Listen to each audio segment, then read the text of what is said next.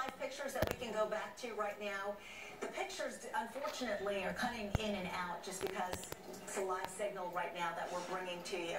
And the circumstances are a little bit difficult even for our helicopters. But yes, you can see in the bottom left of your screen, which would be the east side of the highway, east of this fire, firefighters are attempting to spray some water now onto these flames. Yes, they are, and it looks like perhaps they have stopped traffic, which we were expecting them to do. Traffic no longer seems to be flowing at all on the Buford Spring connector, which seems like the safe thing to do.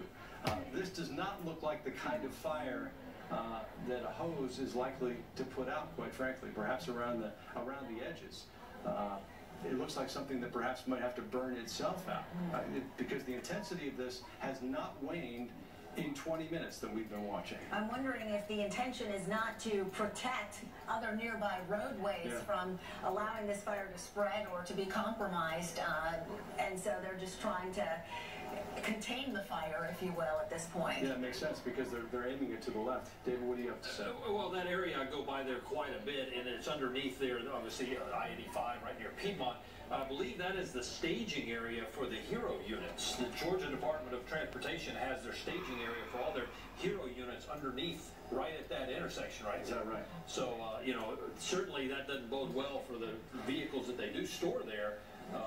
With what we're seeing in the images there, and you don't know if that's adding to the fact that this is continuing, the fires, but there's all sorts of vehicles and equipment that's underneath that bridge right at that point. Well, that would help to explain why these flames have continued with this intensity as long as they have. Certainly this is not one vehicle or even two, unless those vehicles are extraordinarily large. I mean, look at the quantity of smoke coming up between the north and southbound lanes. Back to the live pictures, and it's still burning today. Yeah, this definitely seems to indicate that there is some type of accelerant that's causing the intensity of these flames, as well as the intense black smoke that I'm sure is visible all throughout the Midtown area at this point, probably well into Buckhead. You may even be smelling it at this point, but this is going this fire so intensely that you can only imagine this is going to continue on for quite some time.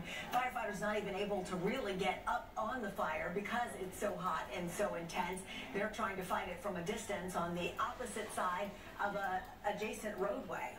Perhaps those of you in the control room can communicate with Skyfox and just give us some sense as we watch this fire, a wider shot of what the traffic looks like in that area. Again, this is 85 northbound on the close side of this, the near side of your screen, 85 southbound on the far side, and the MARTA train yard on the other side. Those are MARTA trains there, just on the other side of the black smoke at the top of your screen. Traffic blocked, obviously, and is not going anywhere and won't be going anywhere for quite some time. I mean, at some point, once they make this situation more safe, and that hasn't happened at all in all the time that we've been watching, they're going to have to turn those cars around while they examine the roadway. And that effort apparently is now underway. The cars had stopped both to the north and south of the fire, and you can see where in this wider shot the cars are in both directions.